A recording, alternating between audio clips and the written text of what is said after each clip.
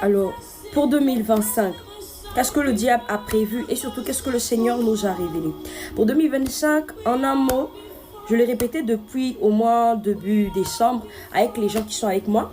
Je leur disais que 2025, le Seigneur a dit clairement que c'est une année de mort. Et dans tellement de domaines, vous avez vu des gens mourir. Mais cette année, ça sera exagéré. De telle sorte qu'un petit truc, une petite chose, peut-être rien d'important, une petite maladie comme ça, une petite fièvre, quelqu'un meurt, des disparitions par-ci, par-là, des inondations, des catastrophes naturelles. Oh Seigneur, des catastrophes naturelles, il y aura des catastrophes naturelles dans tous les sens. Et qu'est-ce que le Seigneur est en train de nous recommander? Moi, j'ai aimé la recommandation du Seigneur. Elle était courte, précise, mais surtout tellement bien placée. Elle dit: allez parler de moi et vous serez épargnés. Pourquoi? Parce que je l'ai dit ici que c'est une année de mort et beaucoup de gens mourront.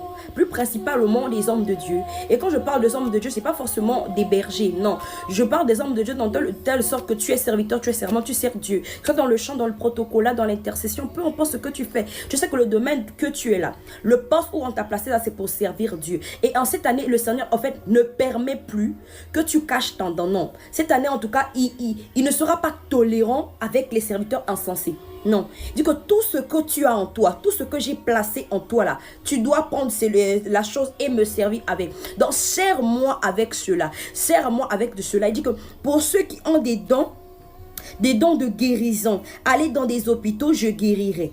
Allez dans des hôpitaux, je guérirai. Je guérirai, c'est moi qui guéris. Allez dans des hôpitaux. Donc, toi qui avais honte, un petit peu de timidité par rapport à ce que le Seigneur a mis en toi. Tu ne savais pas comment est-ce que tu allais faire. Tu ne savais pas comment est-ce que tu pourrais commencer, je ne sais pas, à œuvrer pour le Seigneur. Cette fois-ci là, le Seigneur a dit, en nous révélant que le 2025, c'est une année d'esprit.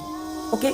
C'est une année d'esprit. De telle sorte que même le 1er janvier, à minuit pile, quelque chose en fait s'est déversé sur la nature. Je ne sais pas moi si les gens l'ont senti. Le 1er janvier, j'étais en train de prier et j'étais à genoux vers 23h58.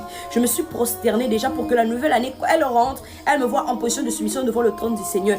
Et quand ça a sonné pile, j'ai ressenti une forte décharge dans mon corps. C'est comme une électricité qui me passait entre les bras et j'ai pas pu résister. Même le parler en langue en fait était tellement différent. Le 1er janvier, c'était quelque chose de tellement énorme. Et le Seigneur dit que c'est l'année de feu. L'année de feu, l'année de feu, l'année de feu. Il répétait, voici l'année de feu. L'année où plusieurs sont baptisés par le feu. Sont baptisés par le feu. Donc, c'est une année où tu seras légitime par rapport